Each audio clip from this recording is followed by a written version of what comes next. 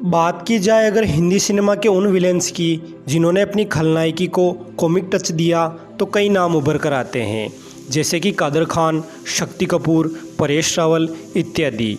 लेकिन कॉमिक विलेनी की शुरुआत मानी जाती है मशहूर अभिनयकार जीवन से।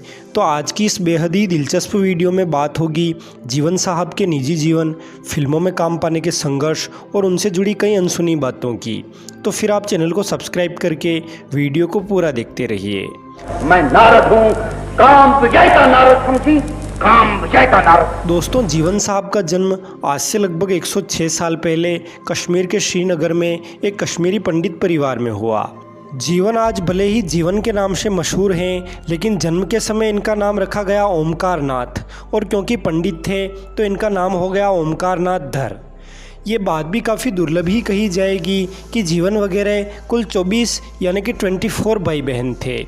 जी हाँ दोस्तों, 23 भाई और एक बहन, और इनमें भी जीवन सबसे छोटे थे। जीवन के दादा गवर्नर थे तो इन्हें सब कुछ मिला, लेकिन एक लिहाज से देखा जाए तो इन्हें कुछ नहीं मिला, क्योंकि इनके जन्म के समय ही लेबर पेन के कारण इनकी मां की डेथ हो गई, और जब ये 3 साल के थे तब इनके पिता का साया भी इनके सर से उठ गया। खैर, ओमकार नाथ धर की स्कूली शिक्षा श्रीनगर में ही हुई, और कॉलेज की शिक्षा के लिए भी इन्होंने श्रीनगर को ही चुना। स्कूल और कॉलेज के दिनों में ये पढ़ाई के साथ वहाँ पर होने वाले नाटकों में भी एक्टिंग किया करते थे। एक्टिंग ये अच्छी खासी कर लेते थे, लेकिन एक्टिंग और ख़ासकर फिल्मों को उस समय शरीफों का पेशा नहीं माना जाता था, इसलिए इनका इंटरेस्ट भी एक्टिंग में ना होकर कैमरे में था। और फिर धीरे धीरे इन्होंने प्रोफेशनल कैमरामैन बनने का पक्का इरादा कर लिया। और कहते हैं कि कॉलेज की पढ़ाई के दौरान गर्मियों में कॉलेज की 2 महीने की छुट्टियाँ पड़ी थी, लिहाजा ओमकार नाथ ने सोचा कि क्यों ना मुंबई जाकर कैमरामैन का काम सीखा जाए, और फिर सब कुछ ठीक रहा तो श्रीनगर में अपना ही एक फ़ोटो स्टूडियो खोल लेंगे। लिहाजा ये कुछ 26 रुपये लेकर बम्बई जाने वाली ट्रेन में बैठ गए, और वहाँ जाकर इन्होंने इनके एक बड़े भाई के यहाँ शरण ली, जो कि पहले से ही मुंबई में सेटल थे। इनके बड़े भाई के एक कैमरामैन दोस्त हुआ करते थे DN मधोक। लिहाजा DN मधोक से कहकर ओमकार नाथ यानी कि जीवन को एक फिल्म कंपनी में फ़ोटोग्राफी सीखने के लिए लगवा दिया गया। फिल्मों में काम करने वाले नए लोग और मुंबई की नई भाषा में एडजस्ट होने में शुरुआत के 5-7 दिन तो ऐसे ही निकल गए, और बाद में भी इन्हें फोटोग्राफी सिखाने के बजाय इधर उधर के कामों में लगा दिया गया, जो कि अक्सर स्पोर्ट बॉयज़ किया करते थे। और यही सब करते करते 1.5 महीना बीत गया, और इस 1.5 महीने में भी कैमरा चलाना सीखना तो दूर, इन्हें कैमरे को छूने तक का मौका नहीं मिला। लिहाजा इस सब के चलते जीवन को भी लगने लगा कि यार कहाँ फंस गए। धीरे धीरे करके अब इनकी छुट्टियां भी बीत रही थी, और जब इनकी छुट्टियों के महज 13 दिन बचे, उस दिन ये कंपनी के लिए काम करने पहुंचे तो इन्हें प्लाईवुड के 2 रिफ्लेक्टर थमा दिए गए, और बोला गया कि इन पर सिल्वर पेपर लगाने के बाद उसे सूखा कर लाओ। अब जीवन को ये पता नहीं था कि रिफ्लेक्टर्स को धूप के बजाय छाया में सुखाया जाता है, इसलिए उन्होंने कंपनी के ग्राउंड में जाकर रिफ्लेक्टर्स को धूप में रख दिया, और खुद पास में लगे एक आम के पेड़ की घनी छांव में खड़े हो गए। थोड़ी देर वहाँ खड़े रहने के बाद उन्होंने नज़र उठाकर देखा तो सामने ही कोई डायरेक्टर फिल्मों के लिए नए भर्ती किए गए लड़के व लड़कियों से रिहर्सल करवा रहे थे।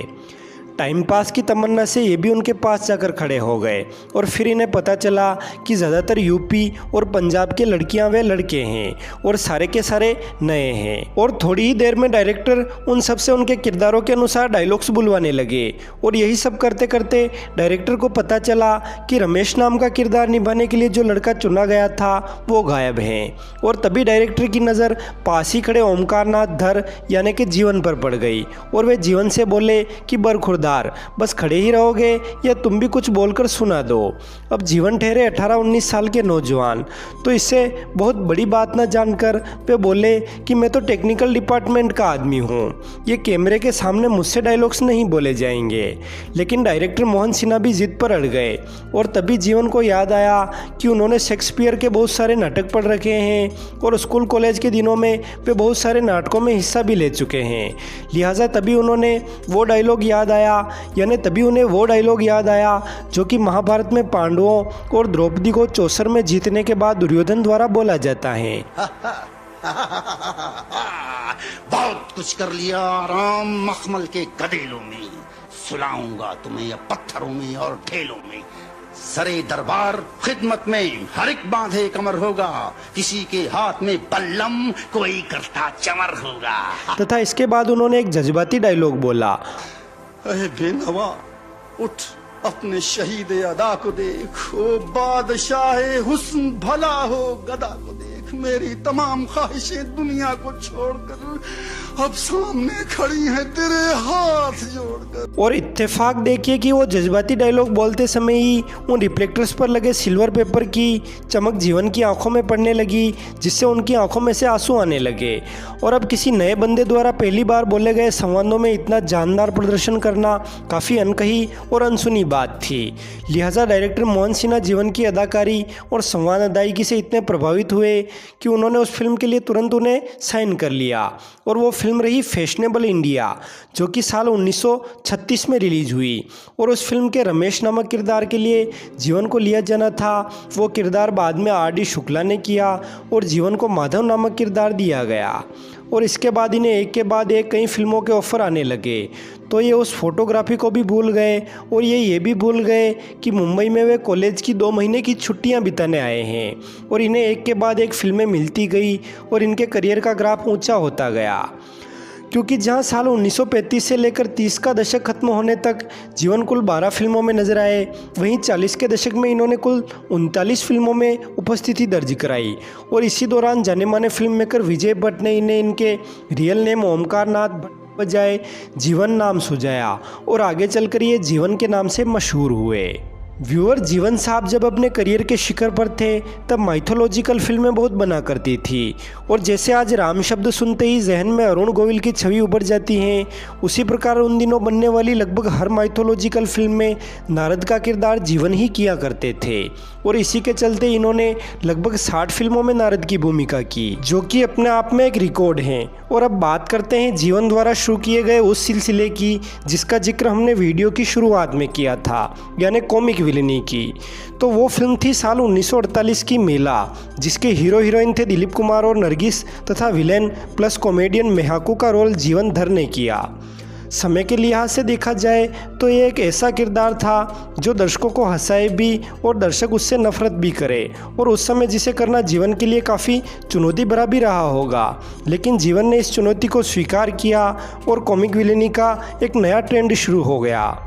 हीरो चाहे देवानंद हो, दिलीप कुमार हो या राजेंद्र कुमार, या फिर धर्मेंद्र, राजेश खन्ना और अमिताभ बच्चन, विलेन चाहे प्राण हो या प्रेम चोपड़ा, जीवन का रुतबा हमेशा बना रहा।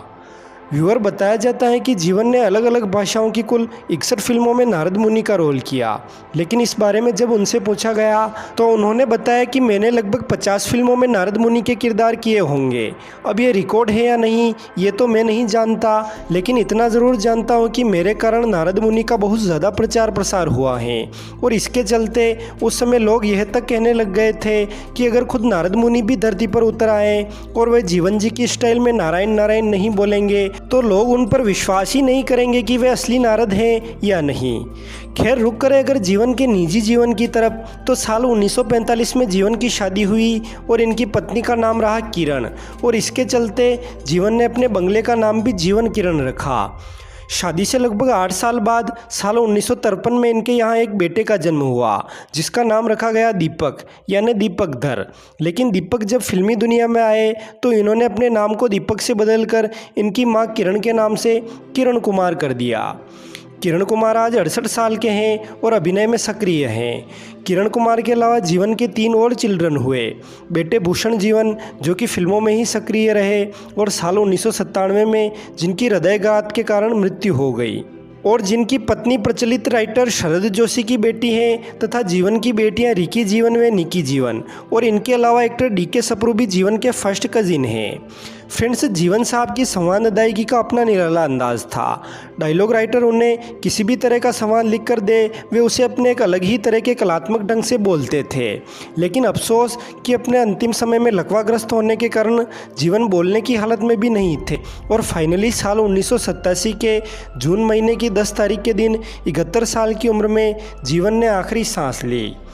आपको हमारे द्वारा कही गई जीवन की जीवन गाथा अगर पसंद आई हो तो इसे लाइक कर अपने दोस्तों के साथ भी शेयर कर दीजिए और ऐसे ही दिलचस्प वीडियो सबसे पहले देखने के लिए चैनल को सब्सक्राइब कर बेल आइकॉन पर ऑल का ऑप्शन चुन लीजिए। धन्यवाद।